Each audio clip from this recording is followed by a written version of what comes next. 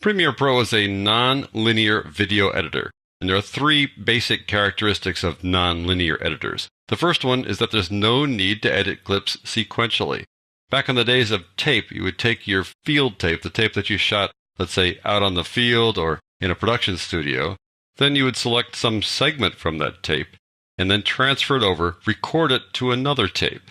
And then you would fast forward or rewind and find some other segment, and transfer that over to the end of the previous clip, one clip after the other. You rarely did things out of order. It was tricky to do that. You just do one thing after the other. You don't have to do that with a non-linear editor like Premiere Pro. Let me just give you a quick example. Here we are in Premiere Pro, and I have 5 clips here inside the sequence, inside this timeline panel. Let's say I want to take this 4th clip, number 4 here. I don't want it there anymore. I laid these down one at a time, sequentially. Didn't have to, but I did.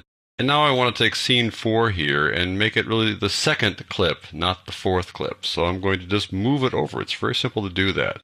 Slide it on over there. It's going to push scene 2 and 3 off to the side. Then there's going to be a place where scene 4 was now. And you can see it's now 1, 4, 2, 3, 5. So very easy to do things out of sequence. If I want to take the first clip and put it at the end, quite the same process. Just drag it over to the end. Everything else fills into place. I got 4, 2, 3, 5, 1. So it's easy to do things out of sequence.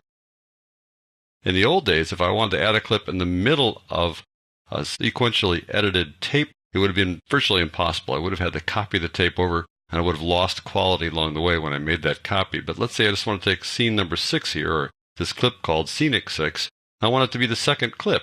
I can just drag it on over here, put it right about there, and lay it right in. So now it's the 2nd clip, and everything else fell in behind it. With tape, that would just be so tedious and so difficult to do and so time-consuming. Now it just happens in a matter of moments. So that's the non-sequential part of the 3 elements of a non-linear video editor. The second characteristic of non-linear editing is that it's digital as opposed to analog. In the days of analog tape, you would transfer a clip from one tape to another, and it would lose some quality along the way because it was analog. You really couldn't exactly duplicate the original clip on the next tape. And then if you were to copy that 2nd tape onto another tape, it would lose even more quality. This was called generational loss, and what happened along the way is that you'd get grainier looking images and you'd lose some saturation. The color would kind of fade a bit. Well, we're dealing with digital files now.